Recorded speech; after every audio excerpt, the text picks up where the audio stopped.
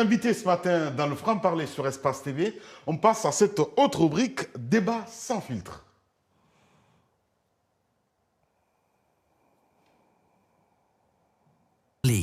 Retour sur l'actualité. Voilà, allez, débat sans filtre. On s'intéresse évidemment à cette question. Vous l'évoquez, mon cher Karim, Palestine et colonisation. L'expansion de la colonisation s'accélère. Comment analyser cette dynamique? J'ai envie de poser cette question. Et du côté, quand on prend ce dossier, évidemment, c'est un dossier brûlant aussi, je vous vois très à cheval là-dessus, ces derniers temps. Ça vous inspire quoi, tout ça? Je pense encore une fois qu'on a un droit international à géométrie variable.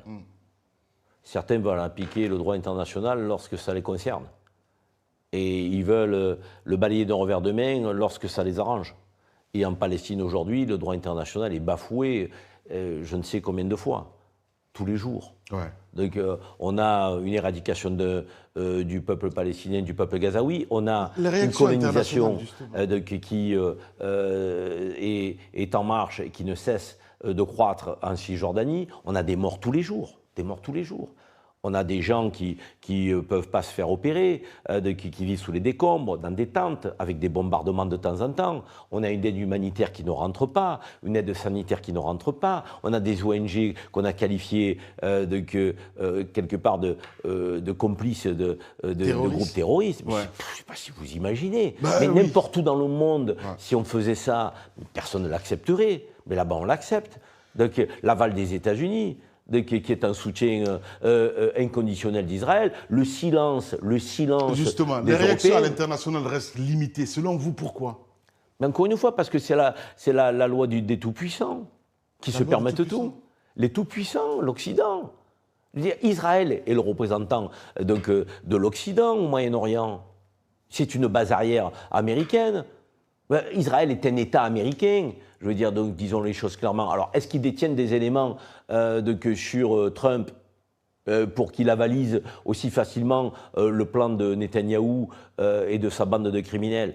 On a le droit de se poser des questions. Il n'y a plus du tout de respect du droit international depuis longtemps. Existe-t-il une voie crédible politiquement aujourd'hui pour évidemment trouver une solution à cette crise? Il y a des voies crédibles. Pedro Sanchez en Espagne est une voie crédible. Il y a des pays d'Amérique du Sud qui donnent de la voix. Lula, le président brésilien, donne de la voix. Donc, il y a des voies, mais ces voies-là ne sont pas, je dirais, en situation de force, ne décident pas, ne sont pas membres du Conseil de sécurité aux Nations Unies, ne peuvent pas porter de dynamique pour faire cesser ce crime qui dure et perdure à l'encontre des Palestiniens, ces crimes de guerre, ces crimes contre l'humanité, ce génocide. N'ayons pas peur des mots.